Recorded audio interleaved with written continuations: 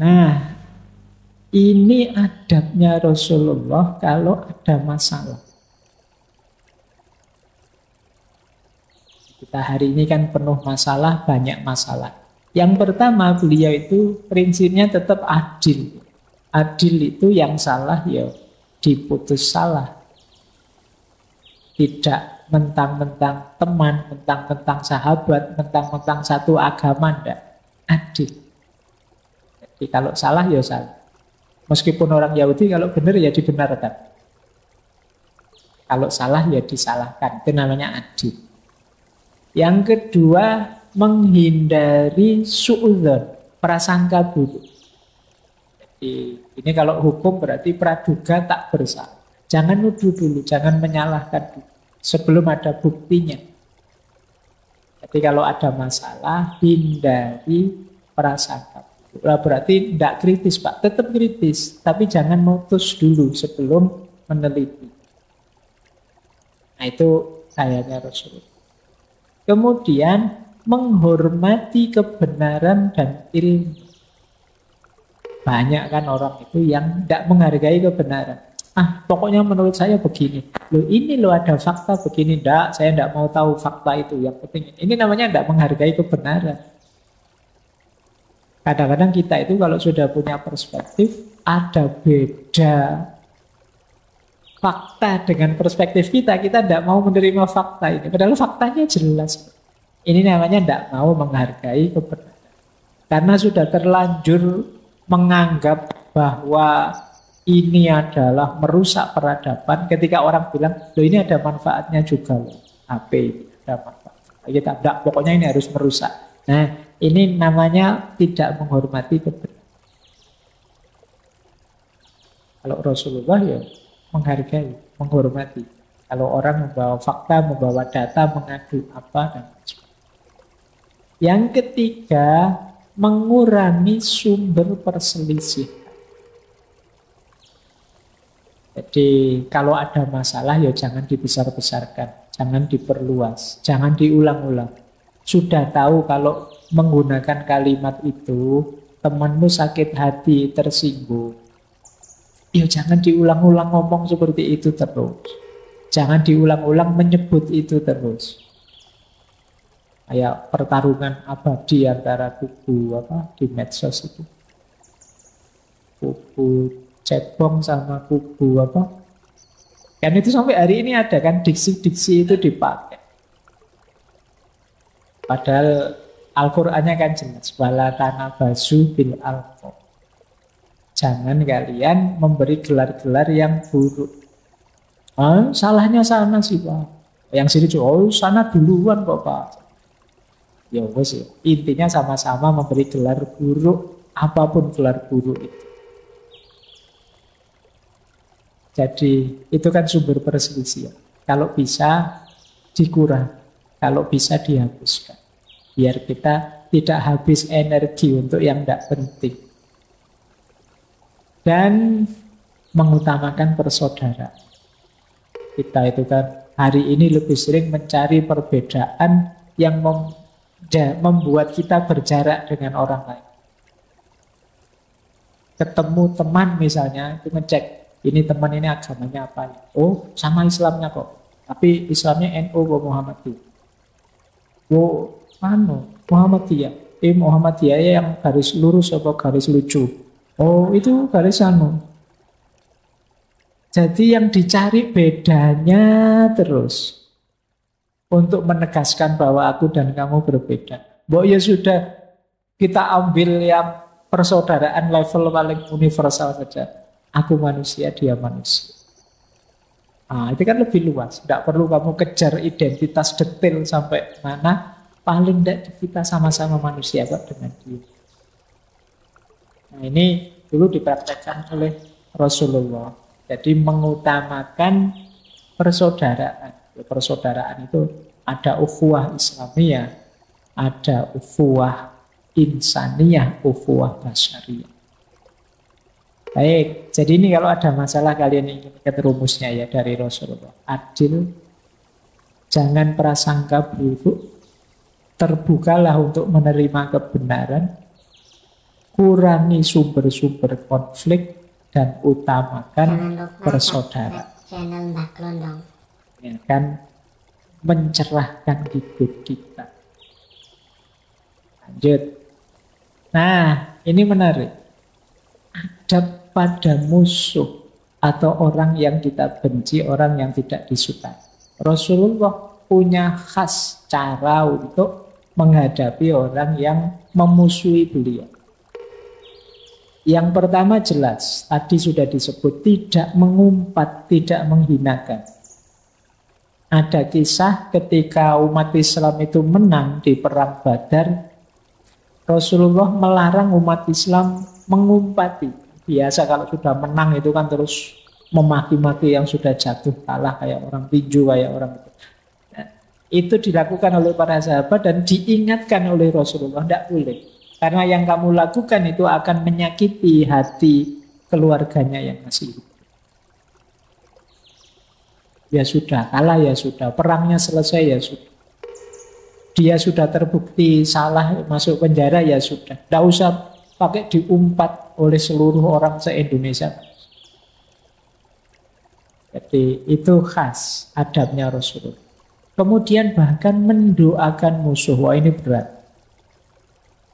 Ini mendoakan beneran juga, bukan mendoakan saya doakan kamu segera masuk surga saat ini juga. Tidak begitu. Itu mendoakan mati. Tidak, Rasulullah memang mendoakan. Mungkin teman-teman masih ingat peristiwa di Taif itu kan, saat beliau dakwah ditolak, malah beliau dilempari batu, dikejar-kejar, sangat tersiksa. Sampai beliau bermunajat yang kalimatnya mungkin teman-teman masih hafal ya, in lam takun wajiban alayya fala ubali. Ya Allah, asal engkau tidak murka padaku, sesulit apapun yang aku alami, aku tidak peduli. Nah, ini sampai membuat Allah mengutus para malaikatnya disuruh mendatangi beliau. Jadi malaikat Allah sudah mendengar munajatnya Rasulullah. Kalau Rasulullah mau saat ini juga, Gunung Taif akan ditimpakan ke mereka. Tapi jawabannya Rasulullah ya tidak. Justru Rasulullah mendoakan, aku doakan agar anak turun mereka besok jadi orang yang paling beriman, yang paling banyak kontribusinya untuk Islam. Dan itu terjadi. Ini namanya mendoakan musuh. Ini berat. Kita biasanya sulit. Kalau mengumpat musuh gampang, mendoakan musuh sulit. Tapi Rasulullah mencontohkan begitu. Mendoakan benar-benar ya, bukan. Sekarang kan kalian pakai, saya doakan kamu biar dapat hidayah. Nah, itu tapi nadanya nada merendahkan. Tidak begitu. Didoakan benar. Dan jangan melaknat musuh. Seperti apapun buruknya. Itu tadi yang saya singgung ya, hadisnya itu. Jadi satu ketika ada sahabat, qila ya Rasulullah, ud'u alal musyrikin. Wahai Rasulullah, berdoalah pada orang-orang musyrik. Berdoalah agar mereka ditimpa musibah. Berdoalah agar mereka hancur. Berdoalah agar mereka. Jadi ada sahabat yang minta Rasulullah berdoa begitu. Yang kadang-kadang kan belakangan saya lihat beberapa ada yang ingin itu. Semoga laknat Allah atas kalian. Tunggu saja bencana musibah akan menimpa kalian. Jadi kadang-kadang kan di medsos itu kalau sudah tidak suka dengan orang kan begitu. Tunggu saja rumahmu kebanjiran. Nah, kalau kita tetangga rumahmu kebanjiran ya sampean ya dapat. Nah, jadi jawabannya Rasulullah apa? Ini lam ub'asu la'anan wa innama bu'istu rahmatan. Sesungguhnya aku tidak diutus sebagai pelaknat. Aku ini diutus untuk menyebarkan rahmat. Jadi ayo kita mendukung Rasulullah menyebarkan rahmat, bukan menyebarkan laknat. Ini nasihat untuk kita ya, jangan dipakai senjata untuk nembak orang lain. Kita kadang-kadang kalau ada gini, iya Pak kelompok sana itu mesti begitu. Nanti kelompok satunya juga begitu. Oh kelompok sana duluan Pak, saya cuma meladeni saja. Wis ayo kita introspeksi diri saja ya. Semoga kita tidak jatuh di titik ini yang tidak dicontohkan oleh Rasulullah. Baik, Saya tambah sedikit ngomong, masih ada waktu 10-an menit. Ini yang ringan. Adab bicara, bertutur kata. Kalau hari ini berarti Pak, saya sekarang lebih banyak ngomongnya di medsos, ya berarti ini termasuk bertutur kata lewat medsos. Rasulullah itu kalau bicara lemah lembut dan tenang. Tadi sudah dijelaskan ya, beliau mantap kalau ngomong itu tidak kesusu-susu, pelan-pelan yang bisa dipahami orang. Fasih, berbobot, dan tidak bertele-tele, tidak bulat. Kan ada teman-teman itu kalau ngomong ruwet, bulat, kurang fasih. E-nya lebih banyak. Gini loh Pak, maksud saya. Ini oke. Ngomong setengah jam, E-nya seperempat jam. Latihan yang ngomong yang to the point, berbobot, tidak bulat, tidak bertele-tele. Tidak apa-apa. Kalau memang bisa disampaikan dengan 1-2 kalimat, ya 1-2 kalimat saja. Tidak harus dipanjang-panjangkan. Pak, ini kultum ya Pak, saya baru dapat 1 menit, materinya habis. Ya kalau materinya habis, ya salam saja. Insya Allah jamaahmu lebih senang. Iya, tidak usah khawatir. Justru mereka gelisah kalau terlalu panjang. Terlalu pendek tidak masalah. Tapi kan judulnya kultum Pak, masa cuma 3 menit, ya tidak apa-apa, nanti T-nya bukan 7 menit tapi 3 menit. Jadi tidak apa-apa, to the point, tidak boleh. Daripada kamu muter-muter nanti jamaahnya malah bingung, iki tadi ngomong apa ya. Coba tadi kamu ngomong cuma 1 kalimat, mereka biasanya mungkin ingat. Begitu kultum kalian bilang, mari kita tidak ngomong jelek di medsos. Assalamualaikum warahmatullahi wabarakatuh. Nah, itu pulang mesti ingat ya, kalimat kan hafal. Tapi kalau kamu ngomongnya 7 menit beneran, itu ya tolak-tolak tadi ngomong apa. Kemudian Rasulullah itu kalau ngomong jelas dan mudah diingat, siapa yang mendengarkan kata-kata beliau mudah mengingatnya. Makanya hadis itu mudah sekali dihafalkan. Sastranya Rasulullah sudah sangat tinggi sehingga mudah hafal. Nah itu gaya ngomong yang to the point, tidak bertele-tele, fasih. Jadi orang mudah hafal. Kalau kita bulat ya orang susah menghafalkan. Kemudian selalu tersenyum tadi ya. Kalau ngomong jangan sambil merengut, jangan senyum. Orang jadi lebih mudah menerima. Orang merasa diterima. Kemudian Rasulullah tidak pernah mengutuk atau menghina orang. Nanti ada hadisnya yang beliau bilang, aku diutus tidak sebagai pengutuk, tetapi untuk menyebarkan kasih sayang. Jadi kalau ingin mengikuti sunnahnya Rasulullah, jangan mengutuk orang, menghina orang. Tidak suka dengan orang manusiawi, tidak setuju dengan orang biasa. Tapi jangan dikutuk. Apalagi dikutuk di depan orang banyak. Dilaknat di depan orang banyak. Ini tidak dicontohkan oleh para ulama, juga oleh Rasulullah. Kemudian kadang bergurau, tapi tidak bohong, tidak berdusta. Kata Imam Ghazali, berguru tidak berdusta itu tidak bikin-bikin, tidak ngarang-ngarang cerita biar lucu terus biar temannya tertawa. Yo, kalian kan tidak harus begitu. Ada banyak kalau hidupmu yang biasa saja kamu tidak bohong sudah lucu kok, tidak usah khawatir. Tidak usah ngarang-ngarang yang aneh. Jadi malah jatuhnya bohong. Ceritakan saja apa ada. Tidak usah dibumbu-bumbui yang bohong untuk mancing ketawa. Kadang-kadang untuk buat orang ketawa itu bukan materinya kan. Gayamu ngomong saja sudah bisa bikin orang ketawa. Saya kemarin itu diskusi tentang Hatta. Saya baru dari Bukit Tinggi itu. Jadi Pak Hatta itu tidak bisa guyon sama sekali. Orangnya serius. Tapi justru karena seriusnya itu terus jadi lucu. Teman-temannya terus jadi ketawa. Dia tidak perlu ngelucu. Dia cukup dengan gayanya yang serius itu. Teman-temannya yang lain itu malah ketawa. Kayak kalian misalnya ada temenmu ngomong tapi kakunya luar biasa, seriusnya luar biasa. Kan kalian kadang malah ketawa lucu. Jadi seriusnya malah jadi lucu. Jadi tidak harus kok untuk membuat orang tertawa. Itu kalian ngarang cerita-cerita bohong. Rasulullah tertawa ya tertawa, tapi tidak sampai terbahak-bahak. Terbahak-bahak itu keras dan lama.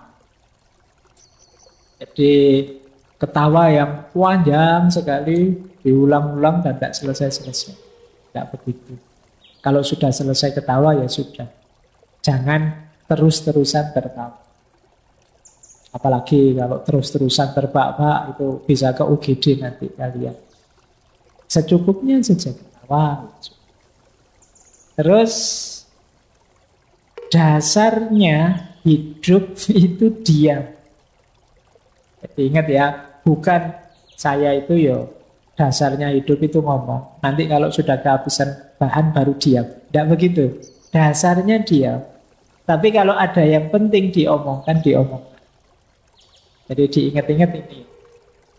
Kadang-kadang kita itu kalau ketemu teman, ketemu siapa, itu kan pakai rumus dasarnya harus ngomong ini. Kalau tidak ngomong nanti tidak dianggap ramah, tidak dianggap ramah. Akhirnya ngarang-ngarang cerita, nyari-nyari bahan yang tidak perlu. Sebenarnya dasarnya diam. Kalau ada yang penting ditanyakan, ditanya. Di Rasulullah itu lebih banyak diam. Bahkan beliau lebih suka mendengarkan orang bicara. Jadi kalau kita kan tidak betah dengar orang. Kadang kita dengar teman kita curhat saja, dia baru ngomong satu kalimat, kita nasihatnya sudah 3 paragraf. Kita kesusu ingin menasehati dia. Kita tidak betah kalau ada teman kita ngomong. Kalau Rasulullah, beliau pendengar yang baik. Mampu menyimak pembicaraan orang. Dan memang beliau tidak bicara kalau tidak ada keperluan. Bicara ya kalau pas ada perlunya saja. Kita lanjutkan. Jadi ini diingat-ingat. Oh ini gayanya Rasulullah dalam bertutur kata. Tidur juga ada adabnya. Tidur yang teratur. Ini kuncinya kesehatan. Cepatlah tidur biar nanti bisa cepat bangun. Kenapa kalian sulit tahajud? Kenapa kalian sulit sholat malam? Kemungkinan kalian tidurnya telat. Atau tidak bisa segera tidur. Tidak terbiasa segera tidur. Kalau hari-hari ini mungkin banyak dipengaruhi oleh gadget. Sebelum tidur pegang HP. Akhirnya ya nyekrol sana, nyekrol sini sampai jam 12 malam. Tidak jadi tidur, tidak bisa bangun. Kemudian sebelum tidur, sikat gigi, wudhu, sholat sunnah, dan membaca beberapa ayat Al-Quran. Itu Rasulullah. Terus tidur di atas pinggang sebelah kanan. Jadi miring di atas pinggang yang kanan. Nanti banyak rahasia kesehatannya silahkan dicari. Ini adab tidur. Tidur pun yang beradab. Adab makan. Rasulullah makan juga punya rumus yang luar biasa. Yang pertama hanya makan yang halal. Tidak sekedar halal tapi thayyib. Thayyib itu ya sehat, bergizi, manfaat. Tidak semua yang halal harus kamu telan. Kalau ada halal kok nanti nambah sakit misalnya ya harus kamu singkirkan. Tapi ada halal tapi tidak thayyib. Kemudian tidak makan sebelum lapar dan berhenti sebelum kenyang. Ini menarik rumus ini. Kalau kita kan sering rumusnya berbeda. Makan itu bukan karena lapar, tapi karena waktu. Meskipun mulai jam 8 sampai jam 12 nyemil, terus begitu jam 12, wah makan siang nih. Jadi makannya karena waktu. Kadang-kadang, wah ini saya pengen makan siang, tapi kok masih kenyang ya rasanya perut ini. Ya jangan makan. Wong masih kenyang. Tapi kan waktunya makan siang, Pak. Ya dalilnya tidak ada makan karena waktu itu. Makan itu karena lapar. Ya memang logikanya kalau mulai pagi kita sarapan sampai jam 12 tidak makan apa-apa yo lapar, memang saatnya makan memang. Tapi kalau sudah nyemil makan apa saja ya masih kenyang ya jangan makan, wong belum lapar. Rumusnya Rasulullah itu tidak makan sebelum lapar dan berhenti sebelum kenyang. Kenapa sebelum kenyang? Karena sudah terlanjur kenyang, perut penuh, ya nanti untuk yang lain tidak bisa. Mungkin untuk minum juga berat, untuk nafas juga berat. Jadi jangan sampai kenyang. Kalau kenyang itu berarti perut penuh. Perut terlalu penuh ya resiko, apalagi yang punya mah, punya lambung. Berdoa sebelum sesudah. Makan minum tenang, tidak tergesa-gesa, nikmati setiap suapan. Kayak teori mindful kemarin ya. Rasulullah lebih suka makan bareng orang banyak. Jadi di situasi apapun lebih suka makan bareng-bareng, nggak sendiri-sendiri. Kalau kalian kan memang suka bareng-bareng kalau pas uang habis. Tapi kalau Rasulullah enggak, dia terus kalau mau lebih banyak berbagi beliau. Tidak suka makan makanan yang masih panas. Ditunggu sampai dingin. Kalau kita kan sampai ngambil kipas angin gitu kan, biar dingin ini kopinya apa gitu. Enggak, kalau Rasulullah ditunggu sampai dingin. Beliau suka daging, tapi yang paling sering dikonsumsi itu kurma kering dan air. Ya karena memang sederhana hidup beliau. Suka sayuran, labu, tomat, wortel, tapi tidak suka bawang putih, bawang merah. Meskipun beliau tidak mengharamkan. Beliau tidak pernah mencela makanan, tidak pernah menyisakan makanan. Sabda beliau banyak berkah pada makanan yang penghabisan. Bahkan beberapa riwayat sampai Rasulullah menjilati tangan beliau biar tidak ada sisa makanan yang terbuang.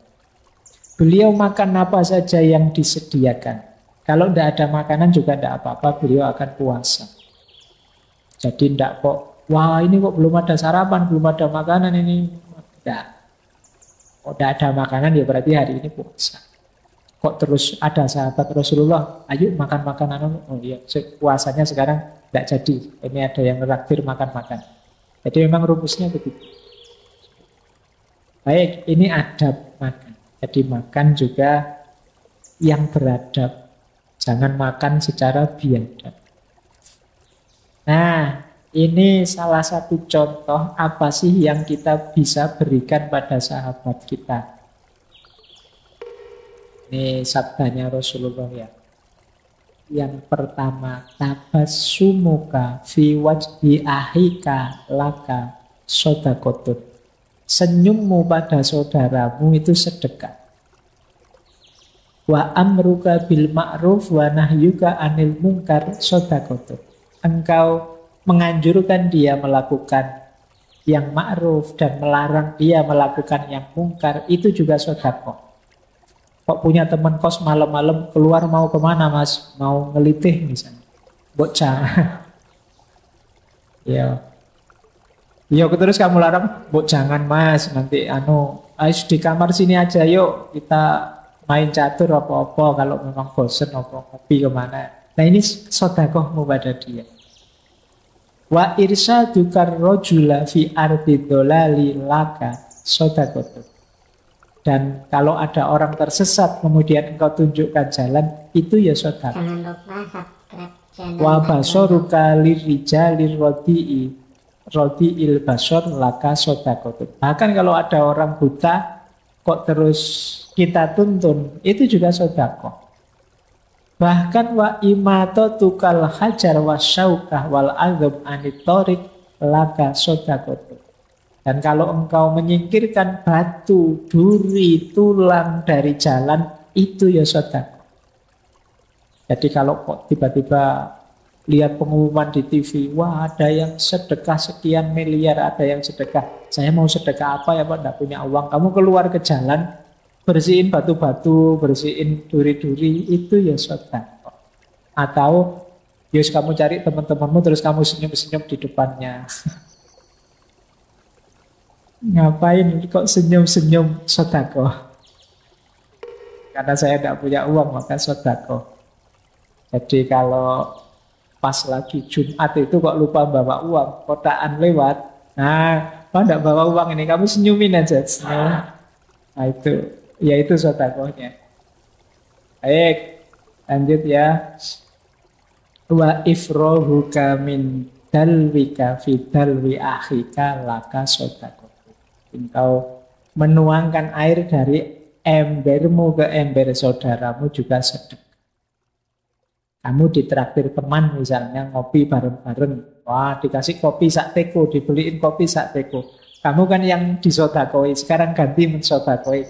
Tuangkan airmu ke teman. Nah, ini sodako. Jadi ada banyak jalan kita berbuat baik pada teman kita, sahabat kita. Lanjut. Nah, ini menarik. Ini asli saya ambil dari Ihya.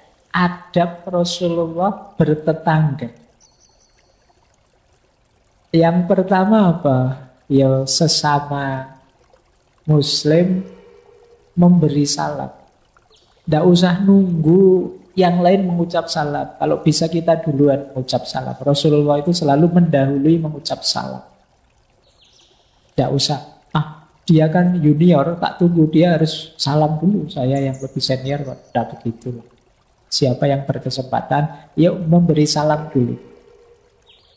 Kemudian yang kedua, Rasulullah itu terbiasa tidak terlalu lama berbincang dengan tamu atau saat bertamu ke tetangga. Khawatirnya apa? Mengganggu. Jadi kalau teman-teman bertamu juga begitu, harus tahu waktu ya. Ngejak ngobrol tidak selesai-selesai. Tuan rumahnya sampai ngasih kode menguap lah, ngasih kode dehem lah, ngasih kode lihat jam lah, kamu ngoceh terus. Yo mbok yang toleran. Wong ini sedang bertamu di rumahnya orang, siapa tahu tuan rumahnya ada kebutuhan ini, keperluan itu. Ada cerita memang Rasulullah satu ketika waktu beliau menikah dengan Zainab itu, para sahabat itu kalau bahasa Jawanya jagong di rumah beliau. Cuma mereka tidak pulang-pulang. Rasulullah sampai gelisah, mondar-mandir, masuk lagi, keluar lagi. Ini tamunya kok tidak pamit-pamit. Mau diusir gimana wong ya tamu? Tidak diusir kok ya tamu ini tidak paham-paham. Nah, kalau Rasulullah kebiasaannya jangan ngobrol lama. Secukupnya saja. Terus tidak bertanya berkepanjangan tentang keadaan tetangga, keadaan teman. Khawatirnya nanti bongkar yang nggak harus seharusnya dibongkar, ngomong yang nggak harus seharusnya diomong. Wah, lama nggak ketemu. Sekarang kerja di mana? Istrinya berapa? Anaknya berapa? Anunya berapa? Kita kalau terlalu cerewet ngomong itu biasanya bongkar yang tidak-tidak. Wis tanya itu tidak usah yang detail tentang kondisi dia. Buat tanya, di sana sudah hujan apa belum? Itu kan lebih enak. Tanya yang umum-umum saja, tidak usah tanya yang detail keadaan. Yang mungkin menyinggung atau melukai dia, kita tidak sadar. Kapan menikah? Itu kan. Akhirnya kamu sedih ditanya gitu terus. Lama tidak ketemu kok tiba-tiba tanya anaknya berapa, wong nikah saja belum. Misalnya. Itu kan menyakiti. Nah, tanya yang umum. Kemudian Rasulullah itu tentu saja kalau sakit, beliau pasti mengunjungi. Siapapun itu. Kalau ada yang meninggal, dapat musibah, pasti beliau juga mengunjungi. Kemudian memaafkan, tentu saja. Ikut gembira kalau tetangganya gembira. Berarti apa? Tidak boleh iri, tidak boleh dengki. Kemudian tidak memata-matai, mengintip. Nah, ini kan banyak kita itu sering kepo dengan tetangga kita. Ya kalau yang mahasiswa ya tetangga kosnya. Wah, temanku siang ini makannya apa ya? Nah, itu memata-matai. Wah, motornya baru, itu beli miliknya pacarnya, apa kredit, apa-apa. Ini namanya mengintip, memata-matai. Jadi biarlah urusan pribadi dia, ya urusannya dia. Nah, dalam beberapa kisah Rasulullah itu ya pura-pura tidak. tentang ikhwalnya para sahabat. Karena tidak boleh memang memata-matai tetangga. Ada lagi tidak mempersulit. Nah, kan sekarang banyak cerita itu kan, mentang-mentang tanahnya terus ditutup, akhirnya tetangganya tidak bisa lewat. Tidak, jangan begitulah. Tidak boleh mempersulit tetangga. Kemudian tidak menyebar aibnya. Atau sekedar mendengarkan gibahnya orang tentang tetangganya. Jangan kita yang menyebar aib. Kalau ada orang menyebar aib, kita tidak usah mendengarkan. Ini adab kita bertetangga. Kadang-kadang kan kita justru yang nyebar aib, karena kita yang paling tahu tetangga kita. Oh, itu mobilnya baru, kemarin baru utang, saya tahu sendiri, wong banknya kesini kok. Ini nyebar aib. Tidak usah. Jadi biarlah yang kita tahu kebetulan ngerti, kita simpan sendiri, tidak disebut. Kemudian membantu menghilangkan atau mengurangi penderitaan. Kalau kita mampu, kita bantu semampu kita. Kemudian kita bicara pada mereka dengan lemah lembut. Dan saling belajar.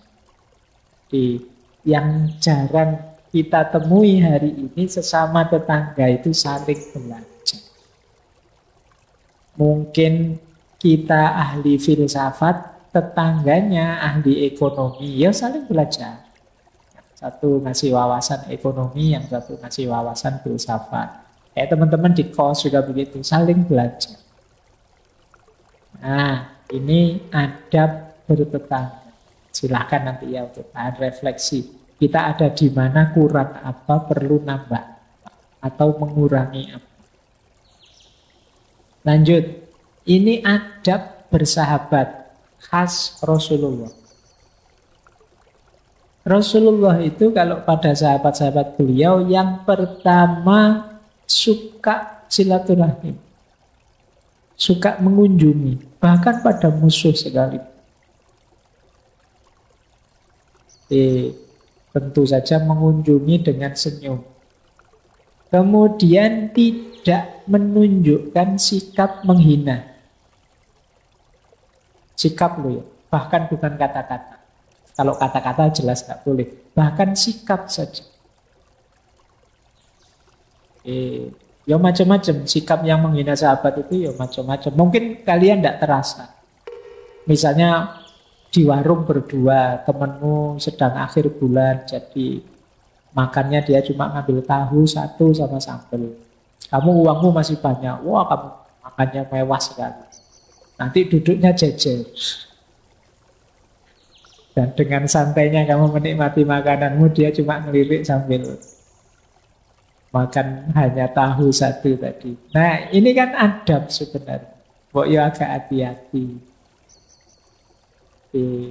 Jangan sampai ya kalau memang ingin duduk berdua ya berbagi. Nah, perilaku yang semacam ini bagian dari kita tidak hormat padanya, tidak menghargai dia. Hargailah teman. Bahkan jangan menunjukkan sikap yang menghinakan. Mentang-mentang kamu dapat A, temanmu dapat E, terus wah gayamu di depan temanmu koyo. Nah, jangan. Makanya belajar dong. Makanya jangan meluyur saja. Makanya itu kan menyakitkan. Terus jangan menakuti atau menakutkan mereka, serta jangan takut pada mereka. Ngerti bedanya ya? Jangan menakuti, ini sebenarnya istilah dari Imam Ghazali. Jangan menakuti, jangan menakutkan, tapi juga jangan merasa takut.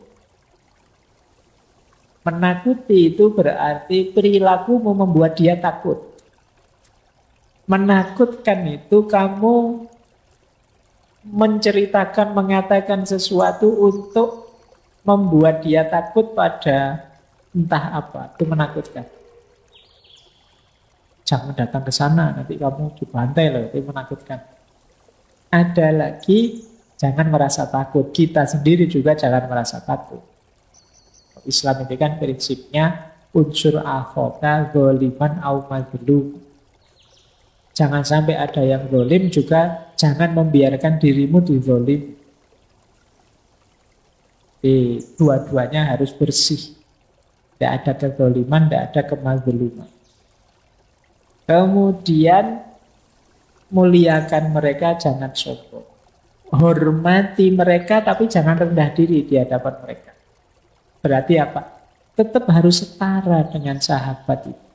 Jangan ada tinggi rendah. Kemudian jangan berlebihan, jangan egois, tentu saja sopan santunnya dijaga. Ala Pak, teman aja, santai aja, ya enggak. Justru teman itu kalian harus menjaga sopan santun. Ini adab bersahabat yang dilakukan oleh Nabi. Nabi itu meskipun pada para sahabat beliau yang hakikatnya murid-murid beliau, itu ya sangat menghormati, sangat menghargai. Baik, kita lanjutkan. Nah, terakhir, kesederhanaan beliau. Ini yang tadi saya sebut ya. Ini hidup minimalis gaya Rasulullah.